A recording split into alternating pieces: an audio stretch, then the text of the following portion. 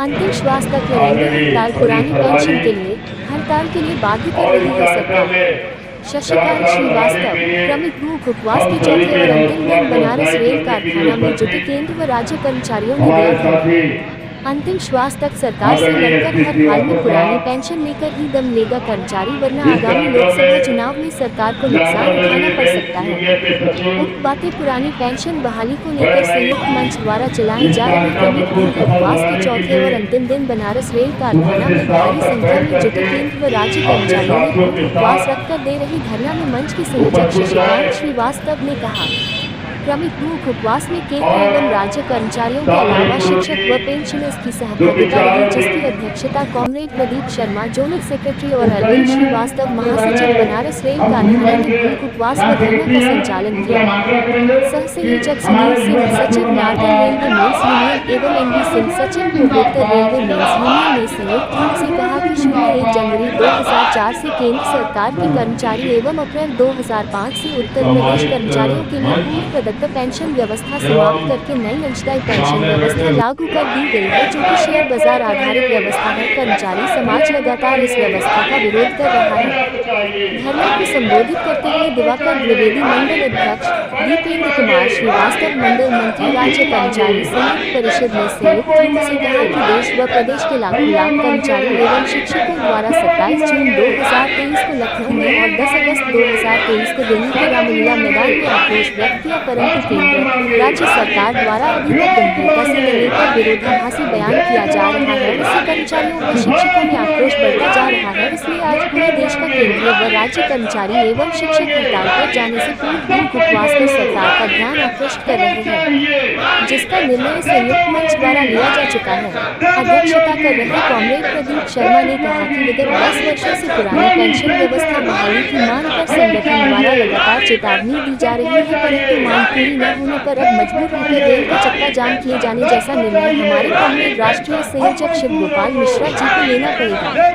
कार्यक्रम का संचालन कर रहे कॉमरेड अरविंद श्रीवास्तव ने कहा कि पुरानी पेंशन व्यवस्था बहाली पर केंद्र सरकार द्वारा कोई निर्णय न लिया जाना दुर्भाग्यपूर्ण है। यदि मजबूर होकर हड़ताल जैसा कठोर निर्णय संगठन को लेना पड़ेगा तो हमें इसके लिए तैयारियां करनी है, जिसके लिए 90% कर्मचारियों ने सहमति प्रदान की है।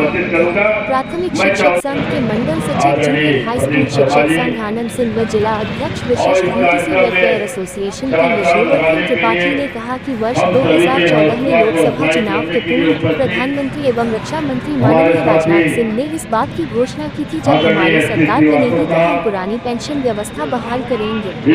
आज भारत सरकार को लगभग 10 वर्ष पूर्ण होने को है। कर्मचारी शिक्षकों की मांग पुरानी पेंशन व्यवस्था बहाली नहीं की गई, इसलिए पूरे प्रदेश का शिक्षक हड़ताल पर जाने को बाध्य होना पड़ेगा।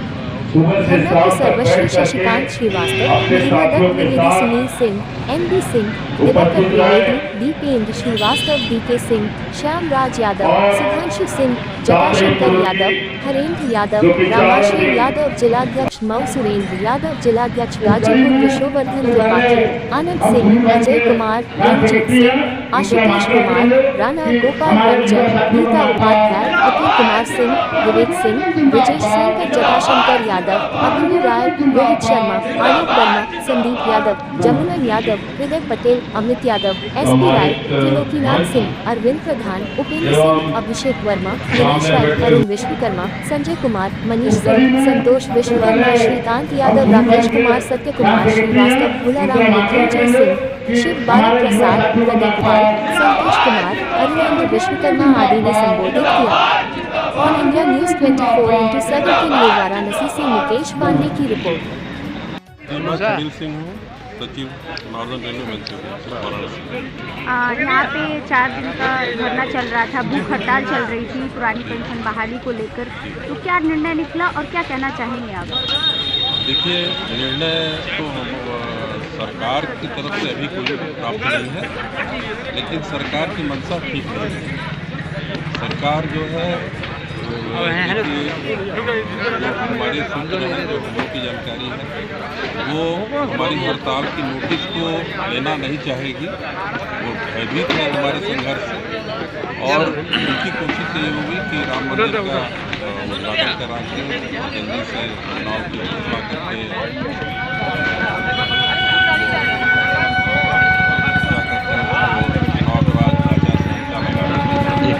अभी कुछ दिन पहले आरबीआई ने राज्य सरकार को रोका है कि अगर पुरानी पेंशन बहाली आने से अतिरिक्त दबाव पड़ेगा, भार पड़ेगा।